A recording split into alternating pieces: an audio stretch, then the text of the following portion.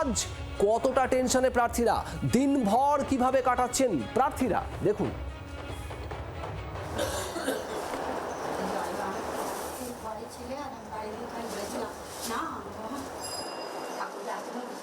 এখনো পর্যন্ত প্ল্যান কি, মানে কি কি বৈঠক তো ডেফিনেটলি আছে, এর পাশাপাশি কি করবেন বা যা আছে সন্ধ্যেবেলা এখন বন্ধু বান্ধবের সঙ্গে আড্ডা, গল্প, খোঁজ খবর।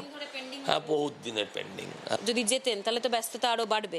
যদি দিচ্ছ কেন গো, যদি দিচ্ছ কেন, জিতবো আমি নিশ্চিত। বরানগরের মানুষকে কি বলবেন আজকের দিনে দাঁড়িয়ে? আবার আশীর্বাদ চাইবো, তাদের রায় যদি আমার পক্ষে যায়, আমার কাজ করার ক্ষেত্রে কোনো দলমত থাকবে না। আর গণনার আগে ঈশ্বরের দুয়ারে সমস্ত বিজেপি প্রার্থীরা। আজ নিজের এলাকায় মন্দিরে মন্দিরে দেখা গেল বিজেপি প্রার্থীদের।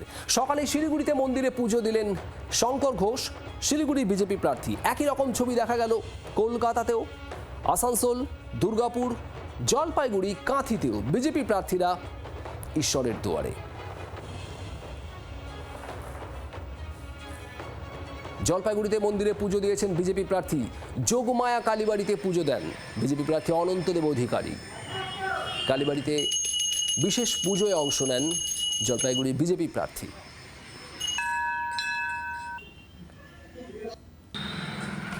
ঠাকুরের আশীর্বাদ নিলাম, আগামীকাল আমাদের কাউন্টিং সব সুন্দরভাবে সুষ্ঠুভাবে হয়, সবাই যেন শান্তির সাথে থাকতে পারে তার প্রার্থনা করলাম। অবশ্যই জিতবো। আবার অন্যদিকে বালুরঘাটের ছবিও দেখাবো আপনাদের। সেখানে হিলির কালী মন্দিরে পুজো দিয়েছেন বালুরঘাটের বিজেপি প্রার্থী বিদ্যুৎ রায়। সপরিবারে পুজো দিয়েছেন বিদ্যুৎ রায়। আগামীকাল ভোট গণনা, তার আগে বিভিন্ন মন্দিরে পুজো দিচ্ছেন বিজেপি প্রার্থীরা, সেই ছবি উঠে এসেছে। বালুরঘাটের মন্দিরে কুমারগঞ্জের বিজেপি প্রার্থীও পুজো দিয়েছেন। কুমারগঞ্জের বিজেপি প্রার্থী শুভেন্দু সরকার, তিনিও পুজো দেন।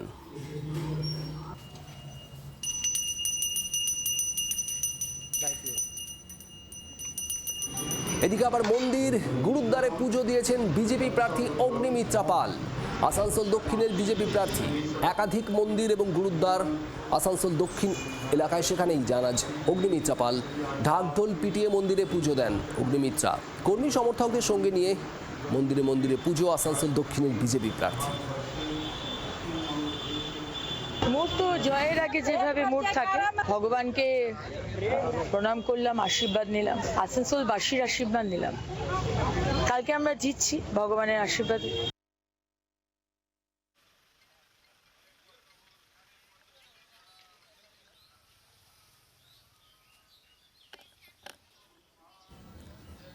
রাম মন্দিরে পুজো নিউটাউনের, রাজারহাট নিউটাউনের বিজেপি প্রার্থী পীযূষ কানোরিয়ার। পুজো দিয়ে সাধারণ মানুষের সঙ্গে ছবিও তোলেন বিজেপি প্রার্থী পীযূষ কানোরিয়া। দেখছেন সেই ছবি।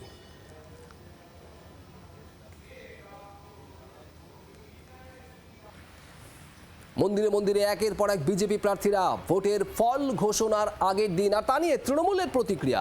তৃণমূল নেতা কুণাল ঘোষ কি বলছেন শুনুন।